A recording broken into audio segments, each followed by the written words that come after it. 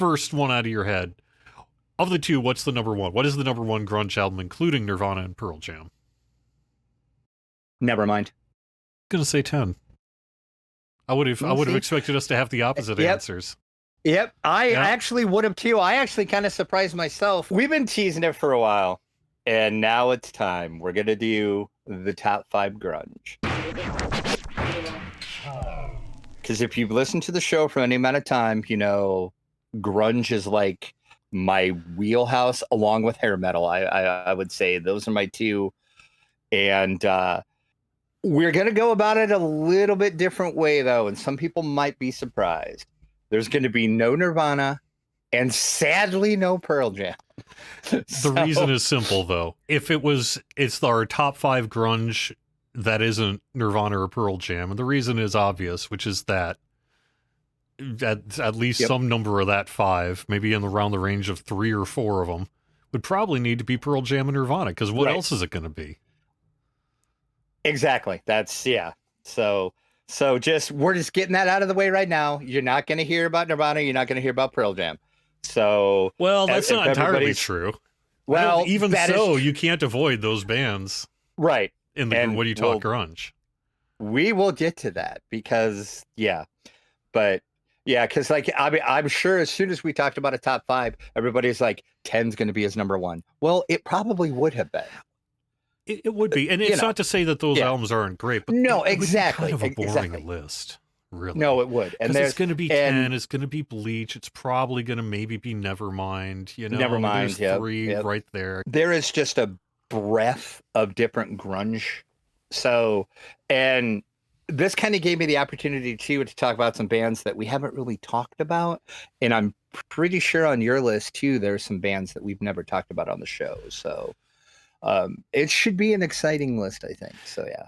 The thing that reminded me most about grunge when I was going through this, putting together my top 5, is grunge is a weird genre. It is. It's almost a scene more than a genre, but it is a genre. But it also is intrinsically linked to a scene in Seattle with maybe a little bit of California and some other places. But mostly Seattle from certain years, and then it ended, and then what? Nothing else is ever grunge. What is that? That it's weird, right? Well, it is, because it's like, why did grunge end? It's like just all of a sudden somebody said, okay, there's no more grunge. But then I hear certain bands and I'm like, they are technically a grunge band, but they're not in that category, because really that category doesn't, to whoever music experts or whatever decided, okay, grunge is over. And I'm like, is it though? Because I hear a lot of bands, like newer bands, and I'm like, you could consider them grunge, because they have that, grunge kind of there was an aspect of grunge that if you heard it, you knew it. And for a while, like there was so much of it because Nirvana, Nevermind came out, and then record companies were like, get me 10 more of those. And they were just signing bands left and right. It's like, can you do this? Do you sound like them? Can you be grungy? Make a grunge album. I actually want to start, though, by saying my list may be controversial, because I actually don't have a ton of grunge on vinyl. Right. And as a result, I'm mixing things up, not just with CDs, but also, honestly, a little bit of what even grunge is. Because grunge can be a bunch of different things.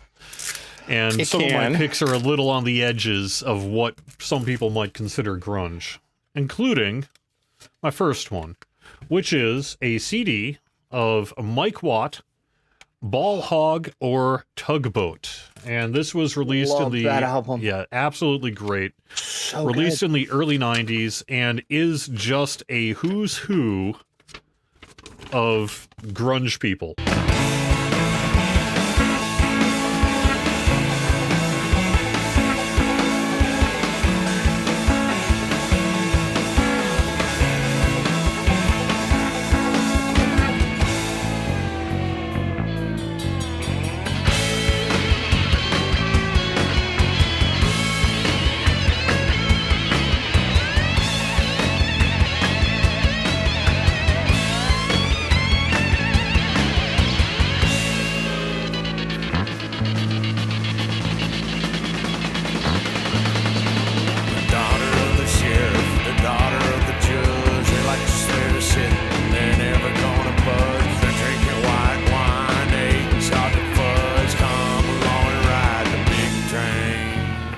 Everyone from, the folks from Pearl Jam to the folks from Nirvana to, gosh, you got Flea in there, Nils Klein, everybody was on the that people album. from Sonic Youth, Jay Mascis from Dinosaur Jr., Henry Rollins, and the list just goes on and on. And this was Mike Watt, who is a famous kind of punk-ish bass player from the band The Minutemen, and this was his solo album debut. I should get this when on that vinyl. came out, actually. Yeah, I would love to get it on vinyl, but it's kind of pricey. It is. I went to look it up, and I was like, I'm not. If I wanted to show up, if I want a 12-inch version of this cover to show on the show, I'm paying $65, and I just wasn't willing to do that. So that's why I don't own it on vinyl either. I'm like, I don't know about that, but it's a good album though. It's really, really good. So, and it came out right at the peak of like the whole grunge movement too. So, I mean, it was like right there. And I think he did the smart thing by having, like the who's who that you listed. So I think that was very smart. Either, I don't know if it was him or if it was the record company that said, this is what you should do. I'm kind of thinking it was him because Mike Watt is a very indie DIY. Yeah. I mean, they're very famous. Yeah. They created, well, I don't want to say they created it, but hugely influential in the DIY band scene. Do your own tour, do your own merch, do your own everything. And that's what made the Minutemen partially famous, along with just crazy music that is like a mix of almost like Captain Beefheart, Trout Mask replica, and punk rock, but also with some typical classic rock in there. I had the chance to see Mike Watt a couple of times in the 2000s and even record one of his concerts. I have a bootleg of Mike Watt that I self-recorded using a Marantz cassette deck that I had at the time. So no way. Yeah, okay, that's awesome. Yeah. Got it. He signed my copy of the Second Man's Middle Stand. Oh, jeez. Yeah. That is amazing. It is. I love Mike Watt, and that's why that's my number 5. That's a good pick. My number 5 is also on CD because I don't want to pay the price for the vinyl. And unfortunately, this vinyl's like in the $200 range last time I looked. So, yeah, let's get a repress of this. This is going to be one of those bands that I don't know how many people are even going to know this band at all. The band is called Paw. Let me see if I can. There we go. I can get it without the glare. The album was called Dragline.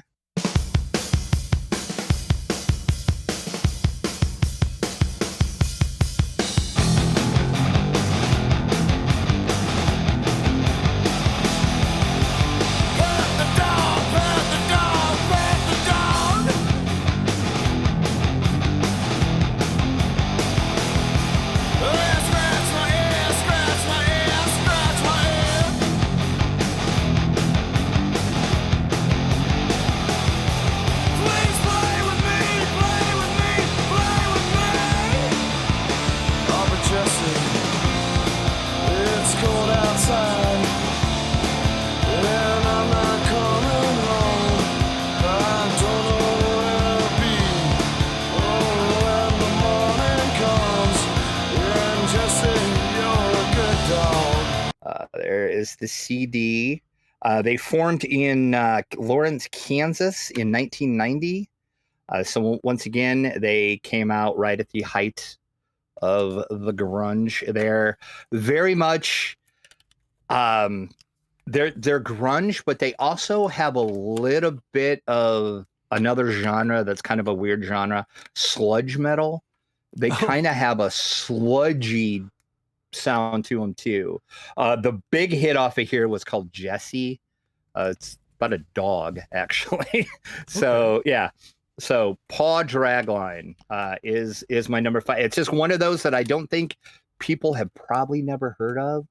So I kind of wanted to get them out there, and unfortunately they're no longer a band. They broke up, and that's my original. That's actually the promo CD I got when I was at the radio station. So I just always held on to it. Nice. Yeah, I don't know this music. I'm looking forward to hearing the clip for it. All right. This will be the last of my CDs for my number 4 here, but this is another one that, to my knowledge, has not received a repress, and originals are, $75 to $150 or so, and I don't want to pay that for The CD, L7 Hungry for Stink, which I have my original copy of, that I got from the BMG music service as a subscriber back in the day. Nice. Which could be a whole topic on its own, but we're not going to go there right now. Other than to say L7 is a fantastic band. And if you are at all into punk or metal or grunge, you should check them out. They're an all-lady band, and they're just absolutely incredible.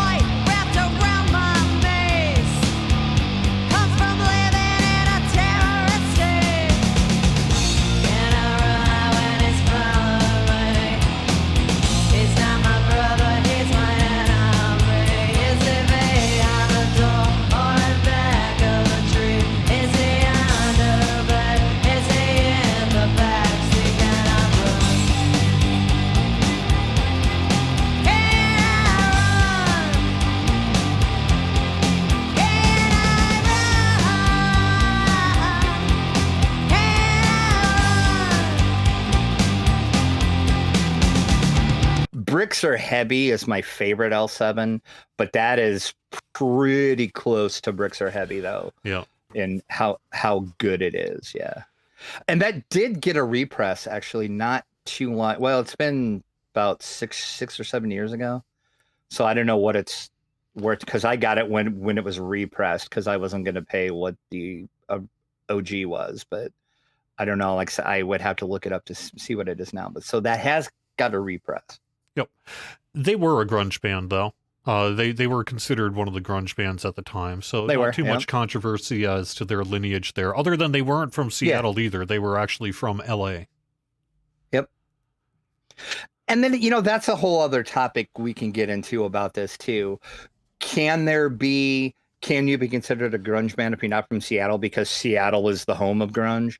I mean, yeah, that's where it started, but there's a bunch of bands that came out of California that were definitely 100% a grunge band. And that's one good example. They're like an example, too, of ones that were grunge. And then as more albums came out, they kind of leaned away from that. They got more back to their punk roots. But, and that's fine. My number 4 is going to be one of there's a couple bands, I'm going to take it out so it doesn't glare that much.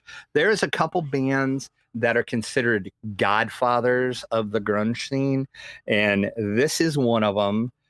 It is a band called the Melvins, and the album I chose is Houdini.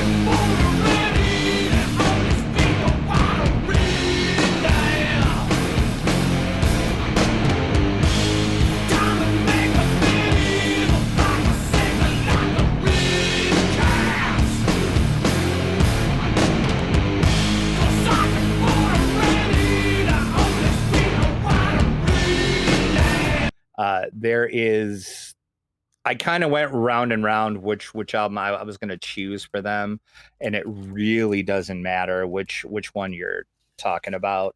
The Melvins are just an instrumental band in the whole Seattle sound, Seattle scene. They formed in 1983. And then again, talking about sludge metal, a lot of people say they kind of invented sludge metal at the same time as grunge, and it's on this really pretty, like, plumish looking vinyl. Yeah. But yeah, the Melvins. And you'll hear like a lot of bands talk about how like influential the Melvins are, and I would say they are up there. Coming up, there's going to be two other bands I'm going to talk about that people always talk about how what influences they are on the grunge scene. Melvins are definitely in that conversation, I would think. And Buzz has like the really crazy hair too. That's kind of what they're known for. His hair is like insane. Yeah, you get popular for having a certain hairstyle or look, and then you're stuck with it your whole life. Yeah. What are you going to do? Yeah. And that's funny. Yeah. That's when he said that. He still has that look to this day. Yeah. I mean, it's a little grayer now, but you know. Is that Melvin's a repress or an original or what? That isn't a repress from Music on Vinyl. Okay, it looked amazing. I was like, wow. A couple years ago, that's a really great. Yeah, no, that is not. I would love an OG of that, but yeah. Yeah. My number 3 is going to be another controversial pick, which is because it is the Foo Fighters' self-titled debut. I know a whole bunch of people on the internet who are going to say this isn't a grunge album. I disagree. I think it may be the last grunge album. And I think everything after this is pretty much the cutoff point between what is grunge and then what is sort of post-grunge and all the other kinds of things. Because this, while there are certainly lots of typical things that sound like Foo Fighters and later records in it, this album sounds basically like the Nirvana album that never got made. If you dropped Kurt Cobain's vocals on this album rather than Dave Grohl's, it would sound very, very much like a Nirvana album. And I've always felt that the Foo Fighters' self-titled debut, other than being an incredible album, is also really a grunge album. I don't know you anything. I don't know you anything. I don't know you anything. I'll stick around. I'll stick around. If I won't keep running. I'll stick around. I'll stick around. If I won't keep running. I'll stick around. I'll stick around. If I won't keep running. I'll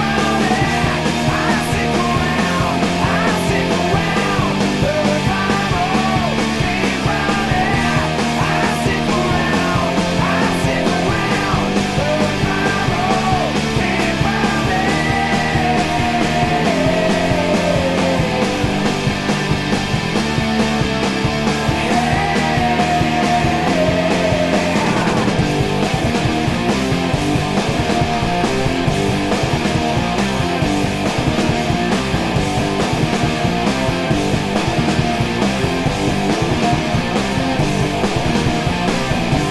I will give you that album for sure, because when that came out, I was actually still as we've talked about previously on the show, I did a grunge and alternative show on that rock station that I work for on Sunday nights. And I remember when that came out, I debated about whether I was going to add that into my rotation. And I listened to a bunch of grunge stuff. And then I listened to that and I'm like, okay, this does work. This fits in there. So, okay. It sounds just like it. It really is gets to the core of what is grunge, though, because it sounds exactly like a grunge record, but a lot of people don't call it grunge because it didn't hit that cutoff point. Right. So it was like the later, like you said, probably right about the time when quote unquote grunge died. Yeah, that would be, I think that. And anything they've done since, it's not even in the same ballpark as what you would consider grunge. I mean, they're just a pop rock band now. But even their second album, the one that came out after this, is a much more commercial, I guess you would almost call hard rock sound in some ways than a grunge sound. But this self-titled debut is... Nope. I will. I'm going to count it. And if you disagree with me, you can be wrong in the comments. I can't. I would say I can't wait to see the comments on this one. especially for other reasons that we won't go into, but we always see them in the comments. And you know what I'm talking about. We'll just move on. All right. My number 3 is another one of those influential bands. They came from an influential band, which maybe is going to be further on in my list. It is a band that formed in 1988 by Mark Arm, and that band is Mudhoney.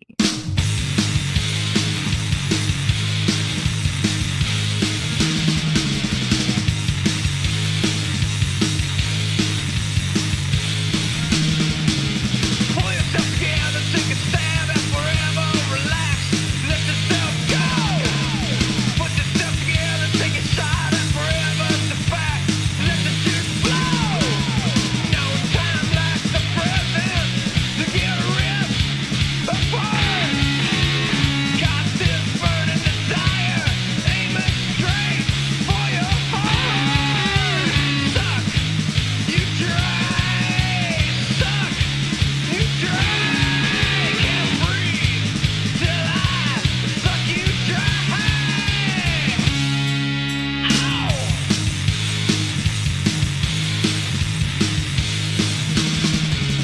I chose the album Piece of Cake. Once again, you name any Mudhoney and it could be on this list. This is my favorite Mudhoney, I think. Not, then again, when I say it's my favorite, I'm not saying, oh, the other Mudhoney suck. No, you know what I'm saying. I'm just saying this one, I think, is more grungy, especially the clip that I pulled and it's on a green. And once again, this is a repress from Music on Vinyl.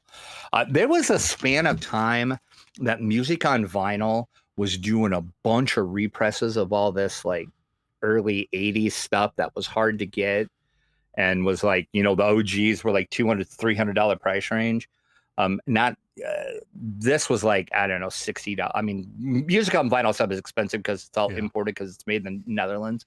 But I'm like, I'll pay $60 for this versus paying, you know, $200 for an OG of it. But Yeah. So yeah, Mudhoney.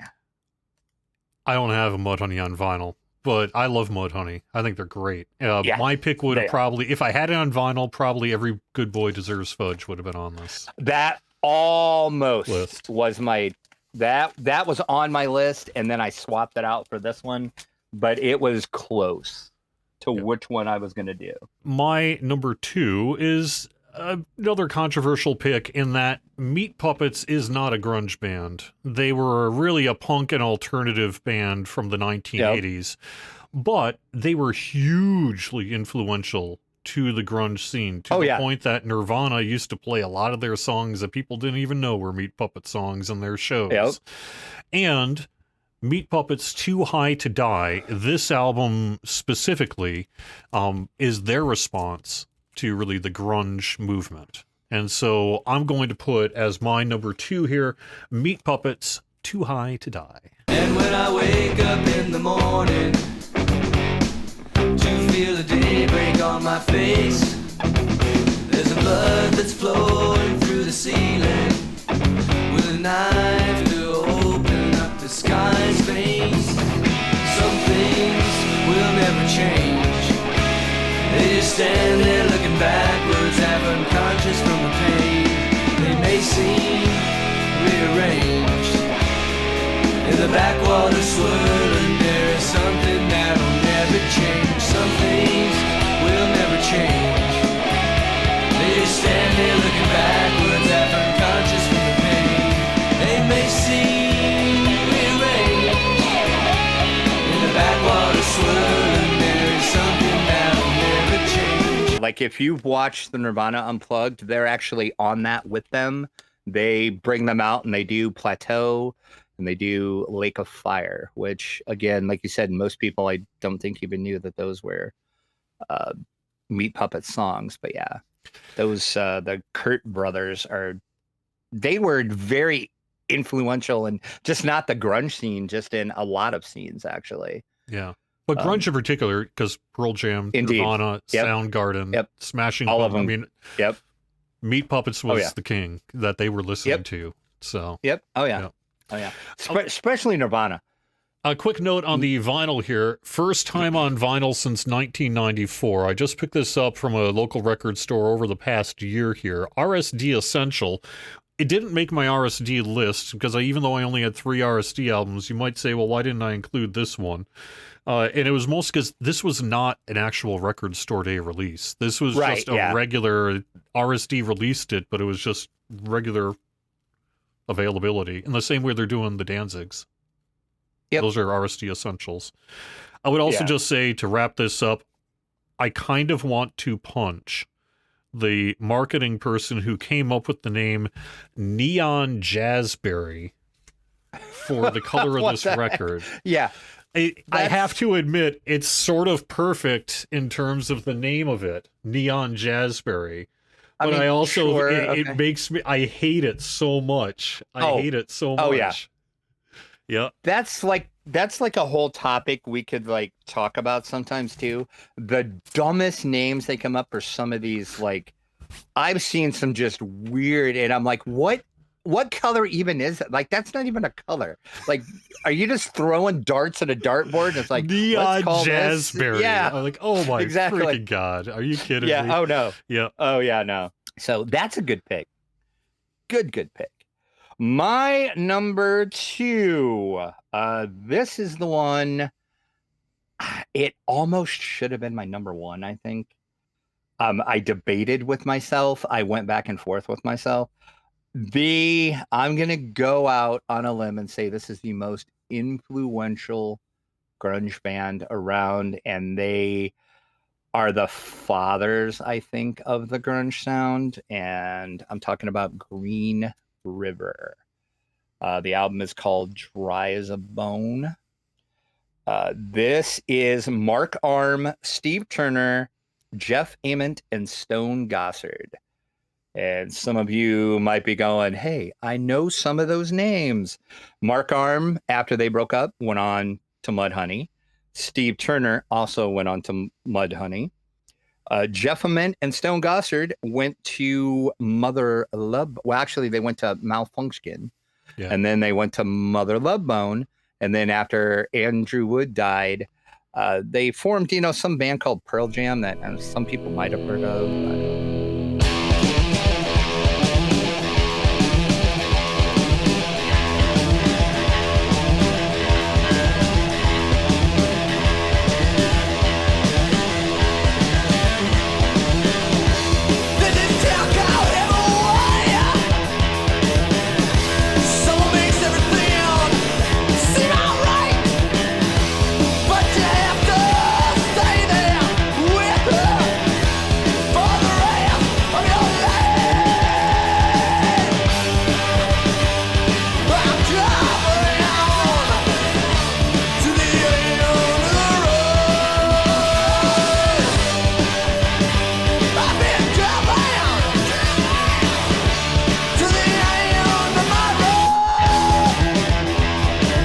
I had heard that course. even back in the day, Yeah. that Green River Yeah. was really where Green grunge River. started. Yep, it is. And I am going to say this was probably the first grunge album easily. This is again, a repress. Again, I can't even touch the, I can figure out, there we go. Yep. Yeah, this is a repress. Show you the hype sticker. There you go. Yeah. Nice. So yeah, this was very, very, very influential band. And then, look at how many bands formed after Green River broke up and everything that happened. It's just standard black, nothing Awesome album. nothing though. too. That's cool. Yeah, that you it got is. that. It is. It is. Yeah. So arguably could have been my number 1, but I have a good case for my number 1 though. So once we get to that, but yeah, Green River. If you haven't ever listened to them, like, we're gonna play a little bit of one of the songs up here, but just do yourself a favor and pull them up on, even if you stream them digitally somewhere, just go on YouTube, look up Green River, and you can tell where the whole grunge scene started, it started with them, and all the members of the band kept that flag going, and they went right into when, you know, everybody started calling it, like, they were doing it before it was grunge. They were just doing what they were doing, and then it became grunge. So yes, Green River, check them out if you haven't. We're going to get to my number one. I will just say that I grew up in southern rural Minnesota, and I graduated high school in 1993. So height of the grunge movement there, or pretty close to it. 93, 94, I guess, is about what it was. Maybe a little earlier. Either way, I didn't hear Green River at the time. There was no chance in hell that Green River was getting anywhere near rural southern Minnesota in the early 1990s. No. And so as a result, I really was introduced to grunge from Nirvana. Actually, I happened to hear Bleach before Nevermind, but only just. And that was because I heard it through the hardcore punk scene rather than the kind of grunge scene. But that was about it. It really wasn't until 10 came out along with Nevermind that I really understood the genre and had gotten into it. But prior to that, one of the very first cassettes I ever purchased with my own money. We already talked about how Europe Wings of Tomorrow was number one. And Public Enemy, I think Welcome to the Terror Dome, something like that, was in there too. But it was also this one, The Buck Pets, from Island Records. And ever since then, I have been obsessed with this album. I think it's one of my favorite albums of all time. And it's an album that I have never been able to assign a genre to, really. They kind of sound like alternative rock, punk, metal, even a little bit of hair metal at times. But Discogs, to my pleasure here, decided to give it one genre, that being grunge. So this is the only record in my collection that is solely given the genre of grunge, and it's the one album that I have least been able to assign a genre to during the entirety of my life.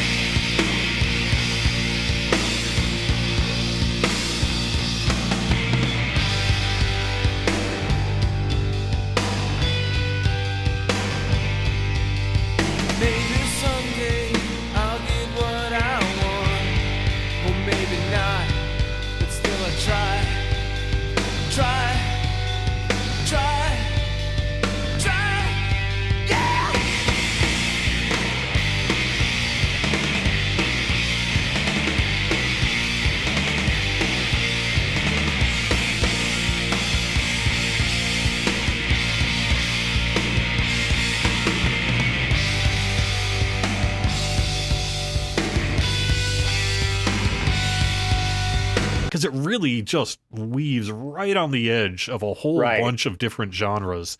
And it's just an absolute incredible blast of an album that very criminally underheard. And I've been a Buck Pets fan as a result for life. I thought I was a lone person seeing the ocean, you know, fish in the ocean or whatever you want to call it. Until I actually happened to read an article in the internet age, I guess sometime in the 2010s, where a reporter was like, am I the only person who likes Buck Pets? And then a whole Buck Pets community kind of showed up, and I was like, oh, there are a bunch of us. But for many of us, this kind of came and went on Island Records, and they fell victim to changing record industry executive stuff during the age of grunge, because they got brought in under hair metal and kicked out in the age of grunge, despite kind of being a grunge band. But the person who signed them lost their job. And so as a result, it was very common, even up till today, bands will just be like, well, I guess our career's over now because that one guy got fired. Yep. And that's exactly what happens a lot. Yeah. So they released a couple other albums, one on Mercury and then one afterwards, none of which came close to this one, sadly, in my opinion, and all having a very different kind of sound as well. But that original Buck Pets album is an absolute incredible album that I urge everyone to listen to.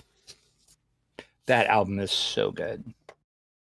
And yep, that was right at that peak too. They were right in there. I'm surprised that Discogs actually calls that grunge. Well, what would Which you I mean, call I'm it? not. That's the thing is I don't know what I'd See, call it. I don't know if I I'd don't know call it what I would grunge. call it. I don't know what I would call I mean, it. you can kind of give it hard alternative rock. Yeah, Kind of. it's. I mean, I can see why it fits in with the grunge. I mean, it's right there. It's got grunge elements, but I don't know if I would call it grunge. But then again, I don't know what I would call it. It's a great album, though. That's part of why I've but always loved it. It sounds like nothing Yeah. else. And yeah. My number one, as I said, should have probably arguably been Green River, just how influential they were. But I think this was if you take Nirvana, Nevermind out of the picture, and let's say we're not going to talk about Nirvana, Nevermind, the album that defined grunge at the height of the grunge, first time I heard it, I knew what it was. I knew who it was. And that is Soundgarden and Bad Motor Finger.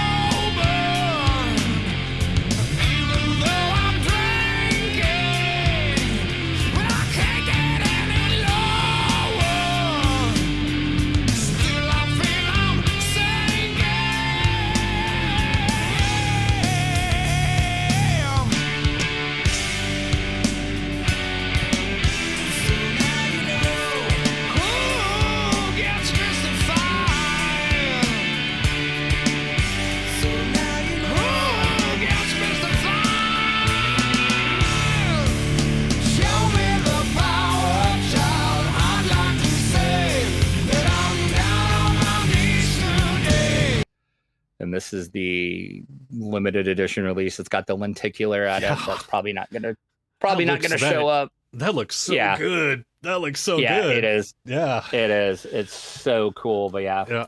So, and then the inside. So yeah, Wow. Soundgarden had been around probably 10 years or actually more before this, probably 15, 16 years, because they Really? started in 84. Yeah. Their first album, Screaming Life, is amazing if you have never heard Screaming Life. And Soundgarden kind of did that. They were a little punkish at first too. And then right about the time Green River started getting big in Seattle, Soundgarden tweaked their sound a little bit. And that's when the grunge really, really came out. And this release, let me take it out. And I'm hoping, I'm probably going to have to just shoot video of this because I don't know if this is going to show up or not. Ooh. Well, that vinyl record's got it all, doesn't it? Yeah, it's got the die cut. Yeah, there we go. Now I got it to show up. So yeah, one side. Of course, this side is not playable. Of course, this is just the die cut on the vinyl. It's just standard black with the rings that are what a nice looking record. When I heard this, I'm like, okay, this is like, and the clip I pulled is outshined.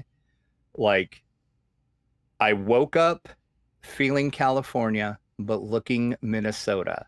That is grunge. That is all I'm going to say. Yep. That is grunge. I just talked a little bit earlier how I lived in rural southern Minnesota, and so as such was living in a cultural wasteland where all this, the only way we got stuff is if like tapes, cassettes, dubbed stuff, whatever ended up in our area. Okay. And we did in fact see Soundgarden. That was one of the leaders of grunge into our culture, and that's because they kind of metalheads had also got into Soundgarden because they have kind of a fairly kind of metal friendly sound at the very least. Oh yeah. And so that is how they got in, and as a result, they were also one of the first, I guess, technically grunge bands that I was able to actually hear. And that album is incredible. It really is. Oh, it is. It is. It's so good. So yeah, like that's one of your your big three. There's like Nevermind, 10, and Bad Motorfinger. Those are like your upper Mount Rushmore, if you were, of grunge albums. Those three. If you don't know anything about grunge, listen to those three albums, and then go back and listen to some of this other stuff, and then you can see where it evolved from, what it became, what it was. But yeah. So there you go. Soundgarden is my number one. Like I said, arguably probably should have been Green River, but that Soundgarden was just so good. Like I knew right away when we decided we were going to do it without Pearl Jam and Nirvana. I'm like, Soundgarden, number one, no doubt. But then I had that internal argument with myself. Should it be Green River? It was close, but I'm like, and then either way, it's a good pick. I love that. Oh, album, it is. So I'm definitely down for Soundgarden getting it. But Green River would make a great aesthetic pick as well. Yeah. Yeah. You know, us Minnesota, we didn't get to see the grunge where I lived, but we had the flannel. We were rocking the flannel before we rocking the flannel before it was cool. Yep, Yeah. exactly.